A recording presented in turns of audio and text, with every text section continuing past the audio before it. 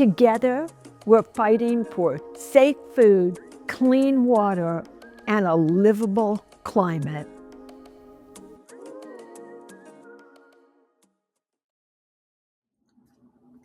Welcome back. I am excited for our next session, Protest Art and Social Change.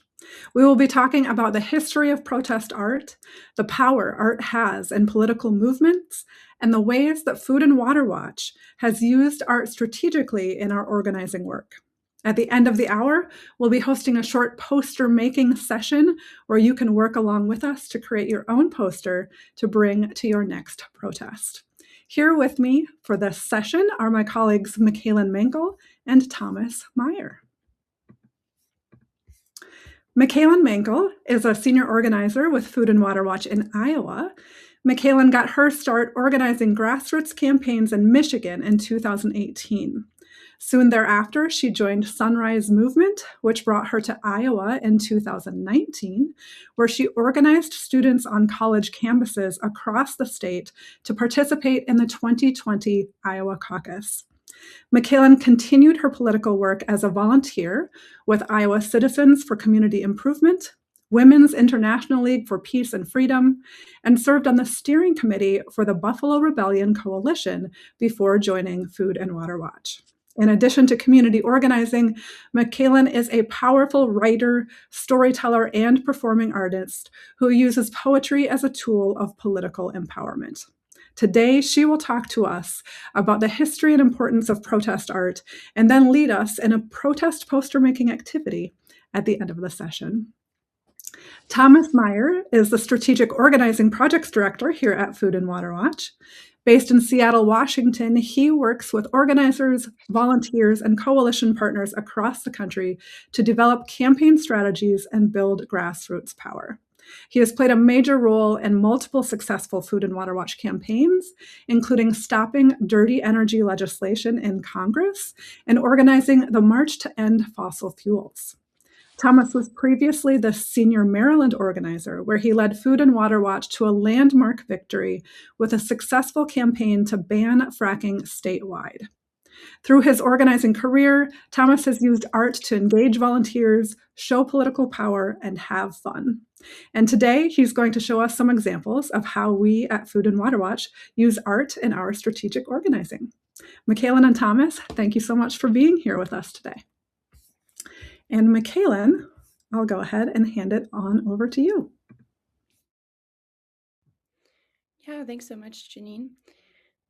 My name is Michaelyn. I use she, her pronouns, and today I'm going to share just a little bit about how we use art as activists and organizers, and give some examples from history about how art and culture have been used as forms of protest, resistance, and the struggle for change, to inspire and excite people to look more into this and to use creative and visual tactics as you're building campaigns on the ground.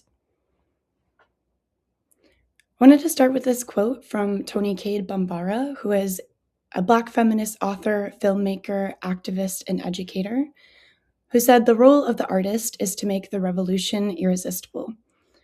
I think a lot of us can relate to this, and that when we see art and culture out in the world, it's often what compels us to action. I want to share just a little bit about how this relates to my personal story. These photos are from a workshop that I attended in 2018 on creative tactics and visual strategy, and this was really a turning point. For many of us, we know that activism and organizing has permanently altered our lives, changed who we are as people. And this was really a moment where I was told that I had a voice, that I had power, and told to use it. And yeah, led me where I am today. So I want to talk a little bit about what protest art is. By far the most ubiquitous forms of protest art across our history have been signs, posters, and banners that protesters carry and display while taking action. But cultural resistance opens up the arts of protest into many different forms, including 2D arts, 3D arts, sound and music, theater, movement and dance, media and documentation, traditional crafts, language preservation, literature and writing, delineation of space, ritual and celebration, and institution building. These categories come from a presentation by Nadine Block of the International Center on Nonviolent Conflict. And I highly recommend looking into her work and reading more about how these forms of cultural work have been used throughout history to struggle for transformative change. I wanted to share just a few examples. I think really the content of what I'm speaking here today could be a multi-day presentation. There's so much throughout history that I've learned about and that has a lot of inspiration, but wanted to use just a few examples and some recent history to give you all a sense of how to bring these tactics into your organizing today. So these are two examples of 3D art. The first is from March 26th at the No Kings demonstration in San Francisco. This was a human banner that was arranged on a beach to demonstrate the demands of that protest. There's also these massive puppets from Bread and Puppet Theater. This troupe is still alive today and have really revived the use of big puppetry through marches and demonstrations. Un Violador en tu Camino is a movement, a dance, and also a form of song that was used in 2019 in these national protests and rebellion that spread across Chile. This mass dance and movement and song was done by thousands of women at a time, and it was the song was about condemning the courts, the state, the president, and other institutions for a society that was wrought by gendered violence. It really pointed to the structural and systemic nature of what women in Chile were facing, rather than condemning just a single individual or an act of harm. Finally, we have an example that relates to many different forms of protest, including theater, delineation of space, and ritual. This was a demonstration in October of 1996 that was done by the organization ACT UP, where they transformed the lawn of the White House into a funeral site, spreading the ashes of their loved ones who died from AIDS, and explaining that it wasn't kissing or gay sex that was leading to the death of so many people, but rather greed and indifference that was killing their community. To bring this back together, I wanted to share another example from my own personal history as an organizer. This is a chalk mural that I helped orchestrate in northern Minnesota at the Treaty Peoples Gathering, which was a massive day of resistance against the Line 3 Enbridge pipeline that's being built in northern Minnesota. I think this is one of my proudest moments as an organizer, and it really demonstrates that while we don't have the budget to compete with our opposition and to buy up billboards or advertising space, that we can use creativity and collective action to amplify our message, to reach new people, and to bring more people into the fight. With that, I am going to pass it to Thomas to talk a little bit about how Food and Water Watch uses these tactics in building our campaigns and strategy on the ground. Yeah, thanks so much, Michaelyn. Food and Water Watch is, of course, building on the incredible work and legacy of so many in past social movements. And in my almost a dozen years at Food and Water Watch, we've used art in a lot of different ways and a lot of different times and events. One of the first ones I think we'll show on the screen here, big ones that I was a part of was our March for a Clean Energy Revolution, which was in Philadelphia in 2016. I think we still have this banner in an office somewhere, but this was right before the Democratic National Convention, and the visuals were like really, really important and strong in this case. And I think we're on the front page of the New York Times, and of course, visual representation and getting things in the media is one of the reasons why art and visual strategy is so important. I actually started and kind of got my start with art in organizing in college. We made tons of signs and banners and things for protests when I was in college. And then right after I graduated, I was the organizer for the youth contingent of the first People's Climate March. This was back in 2014. Um, and learned a lot then about how not just to like produce art and signs and manners, but to actually incorporate it into organizing. So you can see here there was lots of people involved in making the art, and of course, we are trying to get more people involved in all aspects of our work. So we made all these signs, and then I think the next picture is um, just one part of the massive youth contingent. Where we had all of these beautiful signs and banners. And of course, um, some of you might have been at that march or at other big climate marches or other mobilizations. And the banners and the signs that kind of tie everything together is such a powerful part of those events. To think about how Food and Water Watch uses art in our work, um, I think it's useful to think of it as kind of really just an extension of the rest of our strategic organizing approach. And what we're generally trying to do is always be thinking about power. And so the first thing is to build power, right? We're trying to get more people involved in our campaigns, get people power. Engaged and activated in our campaigns for change to protect our food, water, and climate. So that's one thing, is building power. And then the other thing is showing power and using that power to win our campaigns. So we want to show who we are. We want to show what our demand is, who our target is, who's the decision maker that we're trying to hold accountable. So art, again, is really just an extension of those things, and it's a tool to do both of those things, to build power and to show power. So just some examples of how we can think about art as helpful for building power. This is a photo from the March to End Fossil Fuels, or really it was the lead up to the March to End Fossil Fuels. A ton of art produced here, led by our friends Rachel and Josh at Look Loud. This was a big coalition effort. I've got some other photos from the event later on, but this is like a big art build that like hundreds of people helped to produce all of these beautiful signs and banners.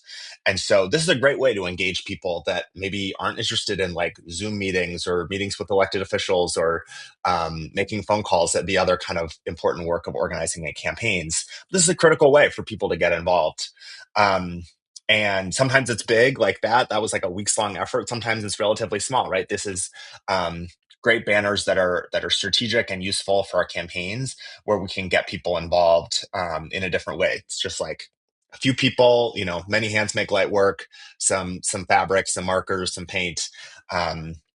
Getting people engaged in a more like hands-on and creative way is a important way to build power.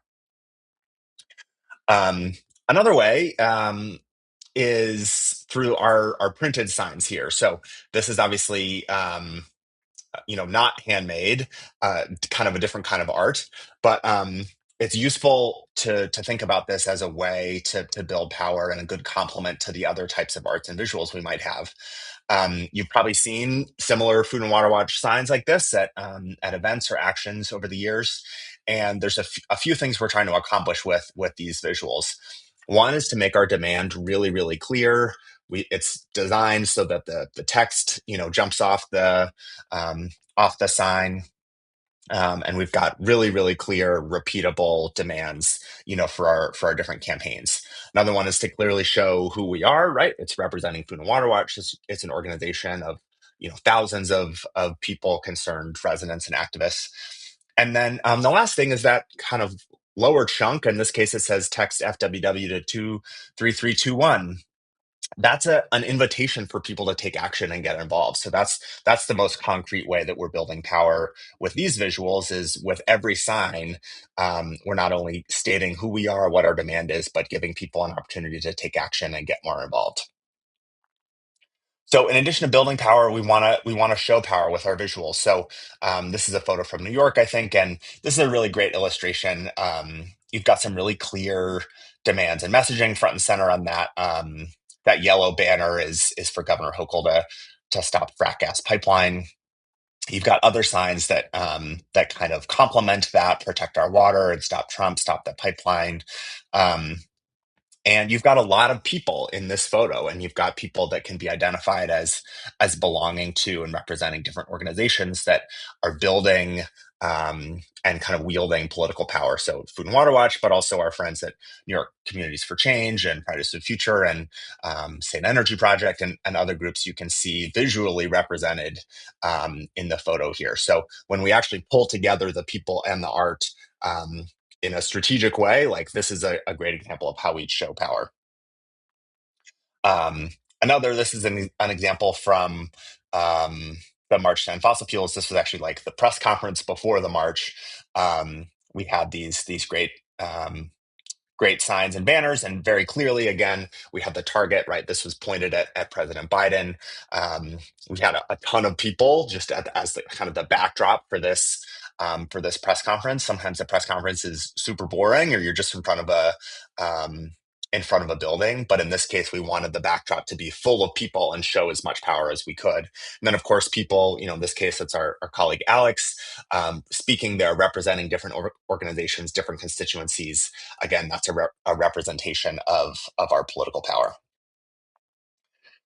Another thing is, like I said, referencing different organizations or constituencies at that same march, we had different constituencies, we called them hubs in the march, where people were kind of self-organized around, in this case, their job or their vocation. So this was like healthcare workers and health activists marching to end fossil fuels. And so they had a contingent.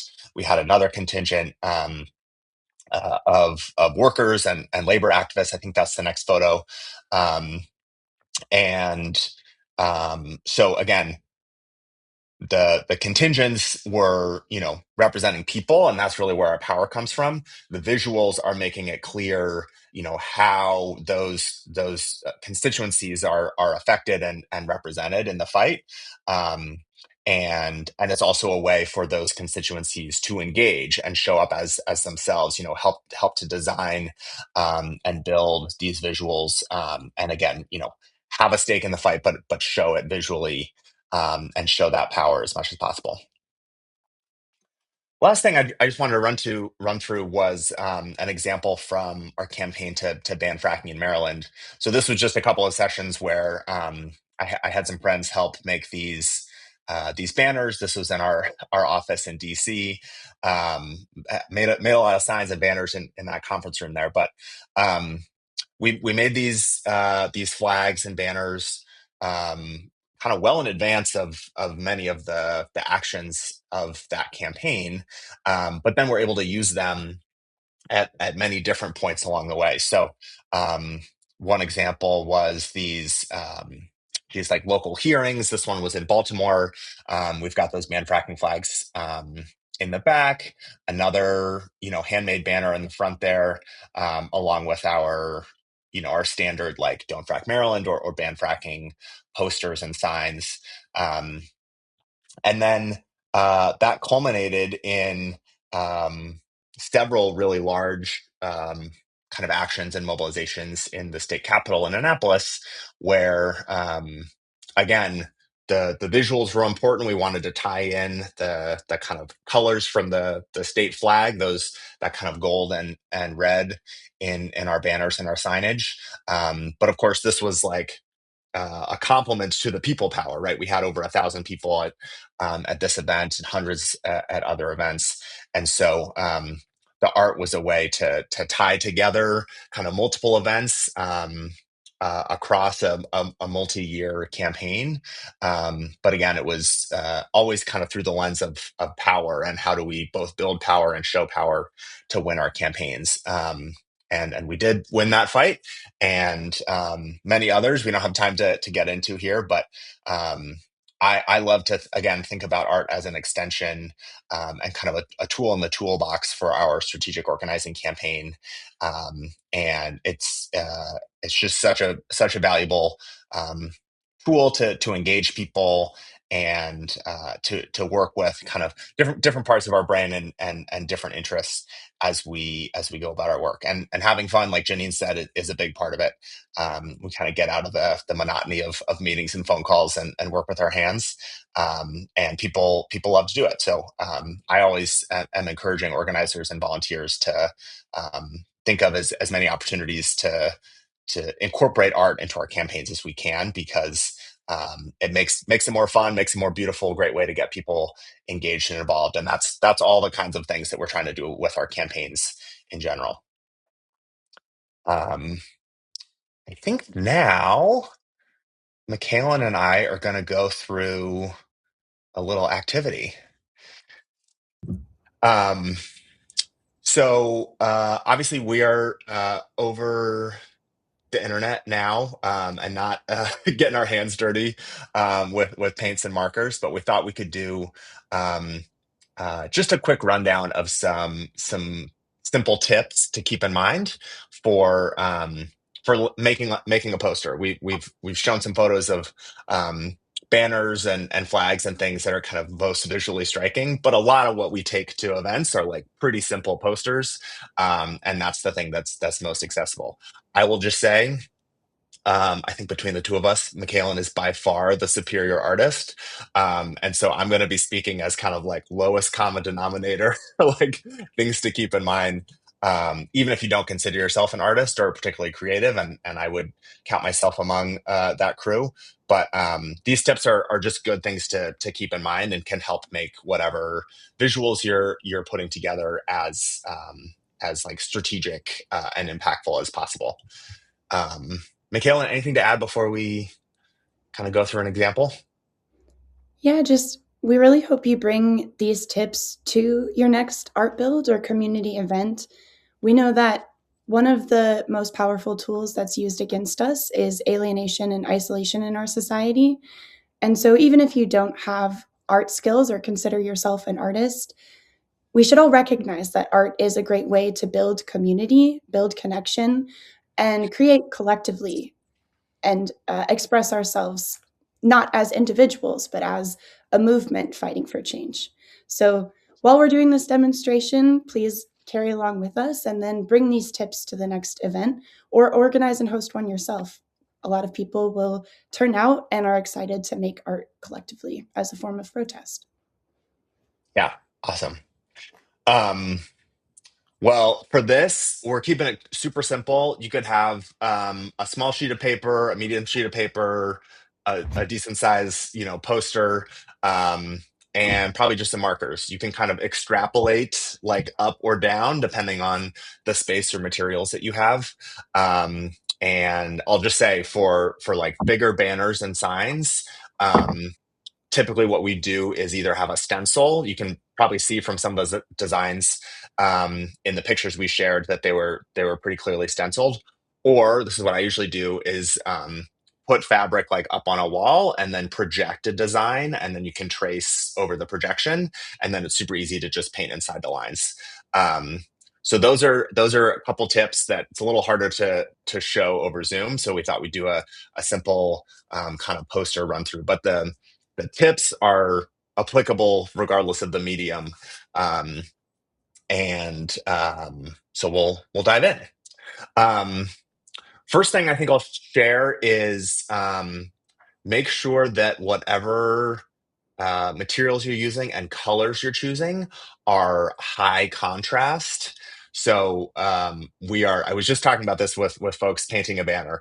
We are creating things usually, and our eyes are like, you know, 10 inches away from what we're creating, but they're going to be seen from really far away, typically, maybe like down the road or across the street or like from a building. So like it's got to be, as visually like, high contrast, like I said, as possible. Michaela, do you want to show what you're working with? Yeah, I think today I'll primarily be using red and black ink on white poster board. And that makes it easy for people to read and see why we're there, even if they are not at the action themselves and are just seeing a photo from after the fact. Yeah, awesome. Yeah, and keep in mind again, like we want whatever visuals we have to have enough context that if you're not there or you're not reading the full article, you like know a little bit about why the people are there, why someone made that sign or is holding that sign. Um, so first thing is high contrast. Black on white is like simple, but it's the highest possible contrast, right? So we obviously often include colors, but just make sure that the colors you're choosing are not too similar. So like using a yellow marker on a white poster board is not actually very very legible as your primary color. Um, okay, so your colors, Michaelyn's got a white poster board and mostly black and red ink. Um, okay, next is to think about kind of the space you've got, and try to um, really be as pithy and concise as possible. I've been in like hours long meetings and workshops about like refining and tweaking the words we're going to put on there because A, you just have limited space and you want to make the most of it. And B, the brain will like capture and understand only so many words at a time. And so the more concise and clear we can be, the better the message is actually going to be received by the people seeing it, whether that's the media or elected officials or just passerbys, which is like mostly the people, it's the general public that's usually seeing this stuff. Um, so generally, our tips is like include the name of the target if there's like a clear decision maker that you're there. If you're like outside the office of your congressman, right, put that person's name at the top. And then after that it's like 3 or 4 words, like that's should be like max what you're shooting for. Sometimes it's impossible, give yourself some grace and some wiggle room, but like really shoot for a slogan of 3 or 4 words. So let's start with that target. Again, I was just at a rally outside one of the banners we saw here. It was Mackenzie, which is kind of a lot of letters, but it was Congressman Mackenzie. So we put that right at the top of the banner. Michaelyn, who's your target? Zach Nunn is our congressperson here in central Iowa. So I'll go ahead and add his name to the top. You've got an advantage because none is what, 4 letters? Yes, makes it easy. I'll also, just to add a little bit to what you were saying, with our slogans and demands, we also need to think strategically about what is going to resonate the most with the people seeing this. We want to reach the widest possible audience. I think one of the mistakes people sometimes make with protest art is using antagonistic or ultra leftist demands that aren't going to resonate with people who might have different political views. And the idea here is to build unity with the broadest section of people possible. Yeah. Yeah, and you probably see from, some of the pre-printed signs that Food and Water Watch makes, like they're typically like pretty simple, right? It's like stop factory farms, ban fracking now. It's like very just clear what we're fighting for. Um, and then sometimes like the flip side of that is something like protect our water, right? It's something that like basically everybody is going to be on board with. And like Michaelyn was saying, yeah, we're trying to build majority support for our campaigns. So that's important to think in mind. Okay, Michaelyn, you want to see? Okay, great. Rep none, right at the top. Great. Okay, so once you've got your target, then think about, the demand, the action you want that person to take or why you're there.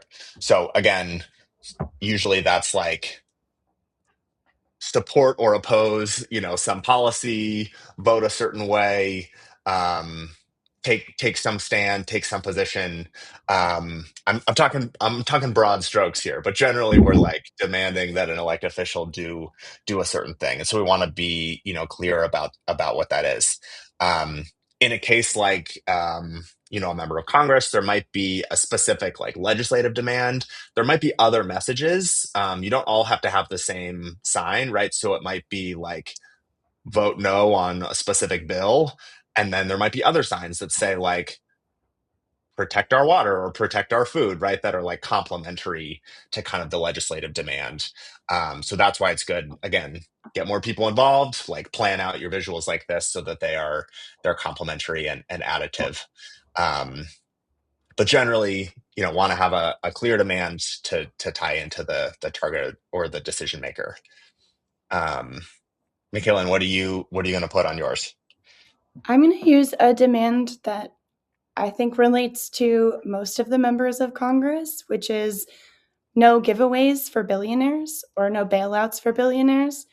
What is happening in Congress across a bunch of different issues is large tax breaks going to the richest members of our society, while essential programs and funding that keep people alive, that protect our water, our land, the places that we call home, get cut. Yeah, awesome. While Michaelyn is sketching that out, I'll just offer a couple other things. So,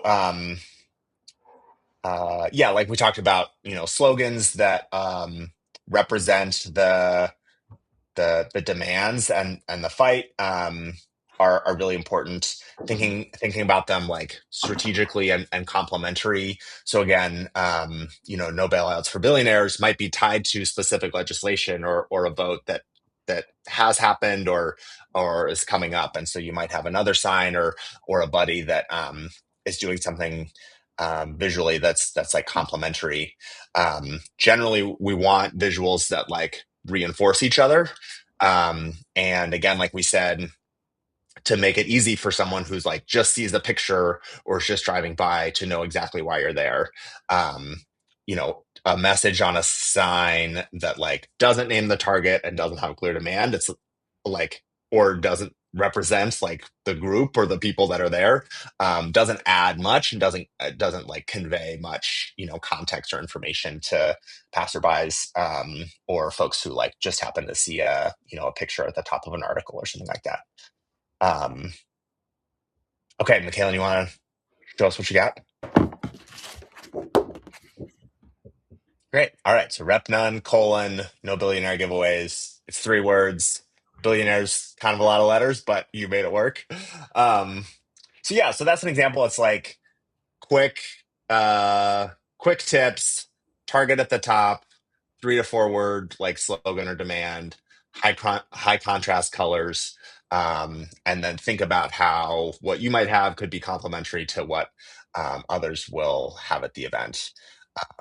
Those are my quick kind of poster tips. Michaelyn, anything to add to kind of wrap it up?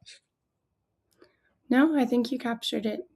Again, this will be a lot more fun if you're doing this in community and as a part of an active and ongoing campaign. And if you need help organizing an art build or thinking through your creative strategy and visual tactics, please reach out to us at Food and Water Watch. Yeah. And I think we have, before any kind of big events, like our organizers almost always have something, whether it's like a bigger art build where you're painting or just doing some quick poster making like Michaelyn just did.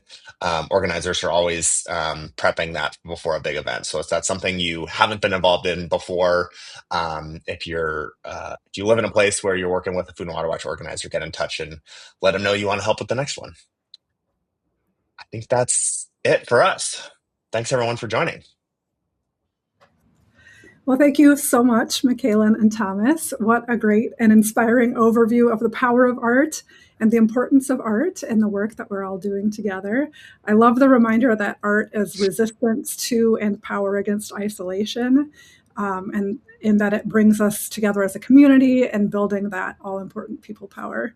And I'm excited to use these poster making tips for the next protest I go to. So thank you both again for taking the time to be with us here today. And thank you as always for all the great and important organizing work that you're doing every day. Great. Thanks, Janine.